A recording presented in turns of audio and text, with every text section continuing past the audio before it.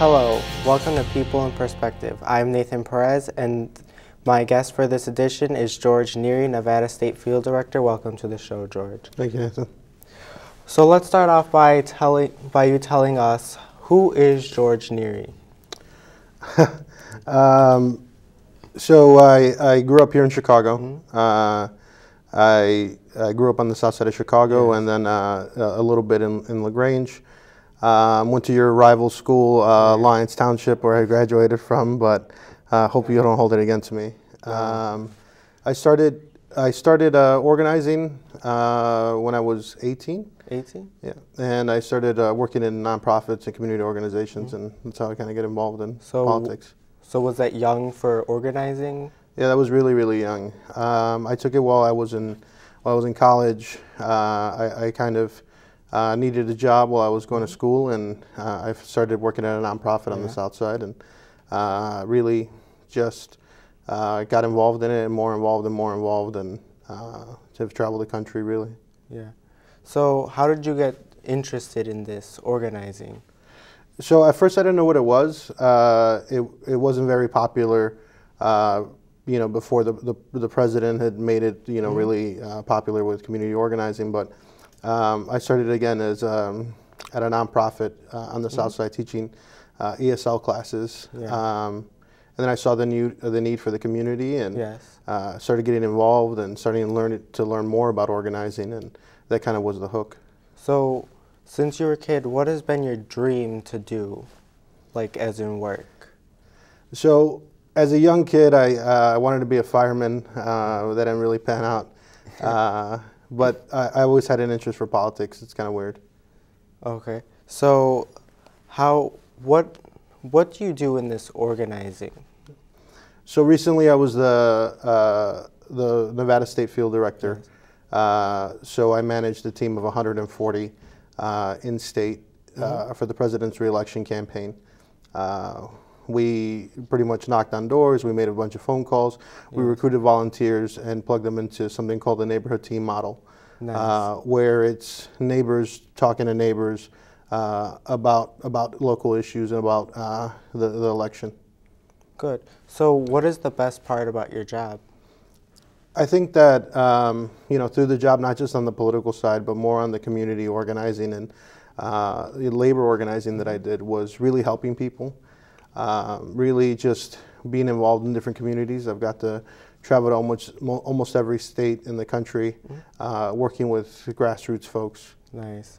And so doing this, you travel a lot and you must meet a lot of people. Will you tell us about the people you've met? I mean, I've met all types of people, from the president to the cast from Hangover. They did an event with us in Nevada. So, I mean, it's just a wide range of people that have come across. So when you're working with the campaign, was it a stressful time for you? Yeah, absolutely. You're working anywhere from 20 to 17 hours a day.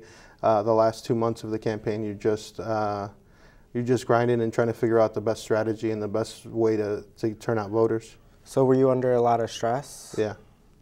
Did anything happen while you were stressed out? I mean, you lose your cool a little bit. I took a trip to the emergency room right before the election.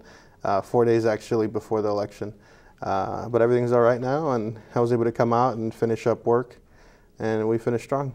So, winning this election, were you like really happy when you found out Nevada voted for the president? Yeah, I was extremely happy. We won by the largest margins of any battleground state. We turned out the voters we needed to turn out. It was extremely, by that time Ohio had already been called and the president had been re-elected, but for us and all the work that we did in the state really let the foundation for elections to come. Nice. And so I see you brought with us a pair of Jordans. Yep. Is this a part of your collection? Yeah, so I'm also, when I'm not working campaigns, I'm a pretty big shoe collector. I love gym shoes of all kinds. Jordans being my favorite. Yes. So will you show us the ones you brought with us today? Yeah, sure. So these are the Jordan 1 hairs. They were modeled after the Jordan 7 hairs, which actually Bugs Bunny wore in a commercial Nice. with Michael Jordan. So these are them. Those are very nice. So how does a shoe like this cost? So the way Jordans work is like popularity and rarity. So that shoe is, although that they weren't released in a lot of general stores, you had to get them at specific stores. So it ranges anywhere from $300 to $400.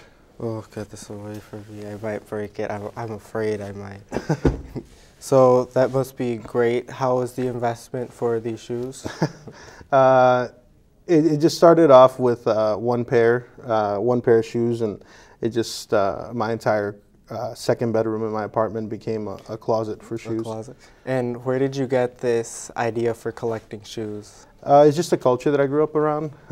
Jordan was obviously popular here in Chicago, and growing up, I always wore Jordans. And when I became an adult and I had the money to buy different types of Jordans, I started doing that. So is this something you really love to do? Is this like your favorite hobby? Yeah, so I'm not really home a lot. I'm not really, I don't have time for a lot of things. So when I'm in different cities, one thing I do like to do is shop at the different sneaker stores and buy shoes from all over. So they're like your children almost. Yeah. So that's amazing.